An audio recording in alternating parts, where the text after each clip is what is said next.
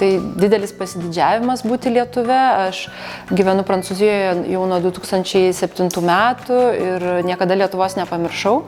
Ir labai didžiuojasi būdama lietuve ir visiems apie Lietuvą daug pasakoju ir tik atsiranda proga ir tuo labai didžiuojuosi ir labai džiaugiuosi, kad ir mano vaikai turi irgi lietuvišką pilietybę.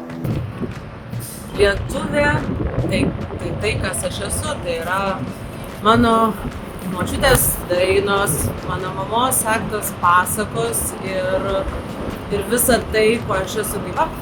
Pati niekad negyvenau Lietuvoje, tai sakyčiau, mėgti lietuviškus patiekalus, mėgti kaip būnu Lietuvoje, Vilniuje, Kauną, viską pamatyti.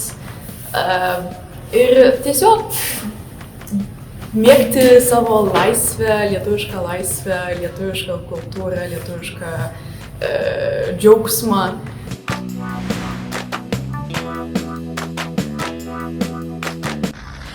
Žinoma, pilietybės išsaugojimas yra labai svarbus, nes galima jaustis lietuviu, tikrai nešioti tą identitetą lietuvio. Ir pilietybė tai yra, būtent tas dalykas, kuris įkūnija tą identitetą ir tą jausmą būti lietuviu.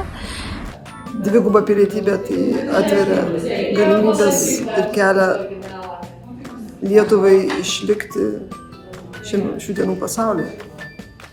O dėl Lietuvos pilietybės išsaugoma iš tikrųjų tai yra labai svarbu, nes jeigu nori tapti kitos šalies piliečiu, tu ją prarandi. O tai nėra gerai mano atžvilgiu lygiai tas pats. Po tiek tai metų prarasti, pavyzdžiui, Lietuvos pilietybę, jei norėčiau tapti prancūzė, patikėkit, jau būtų skaudu.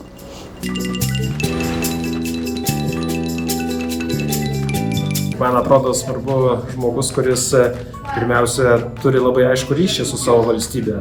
Tas, kuris rūpinasi savo valstybė, tas, kuris palaiko ryšius, tas, kuris būria aplink save žmonės ir tas, kuris, manau, prisideda prie savo valstybės klestėjimo, prie savo valstybės saugumo, prie savo valstybės ateities kūrimo. Tai man yra pilietiškas žmogus. Pilietiškas žmogus yra tas, kuris pažįsta savo šalį, to šalies kultūrą, perpratęs to šalies mentalitetą, ir yra ganėtinai patriotiškas. Pilietiškas žmogus daro tai, ko neprivalo. Pavyzdžiui, sodina medį, kurio pavėsyje niekuomet nesėdės.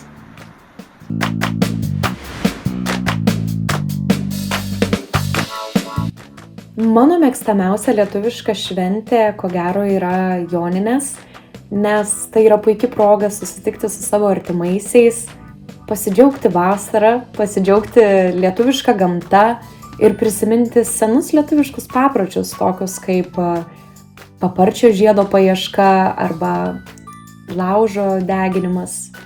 Man labiausiai patiko tradicija užgavėnės, kai žiema kovoja su pavasariu, su vasara. Kai persirengiame įvairiais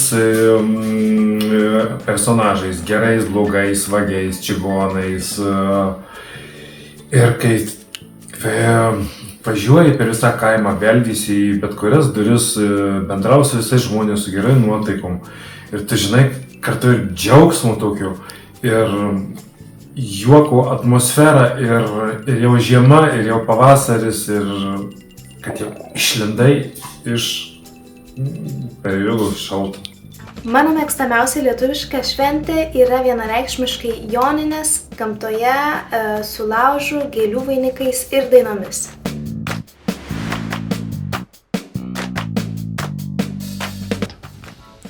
Lietuvos pilietybė taip, tai yra identiteto dalis, nes mes užaugome Lietuvoje su jos kalba, su tradicijomis, šventėme šventes, mokėmės istoriją ir kur mes bekeliautume, mes vis tiek išliekam lietuviai visada ir mes privalom išlaikyti tą pilietybę, nesvarbu, kur bebūtume. Lietuvos pilietybė yra mano identiteto dalis, aš jaučiuosi lietuvė net ir po tiek metų gyvendama Prancūzijoje ir stengiuosi taip pat tą identiteto idėją perteikti ir savo vaikam, kad jie irgi jaustųsi, kad lietuvybė būtų irgi dalis jų identiteto.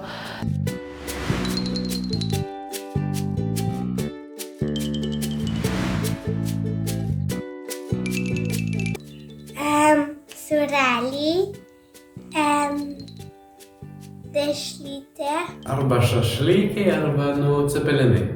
Daugiau šašlykai. Šaltibarščiai. Lietuva ir kaip mama, bet maža, bet stipri.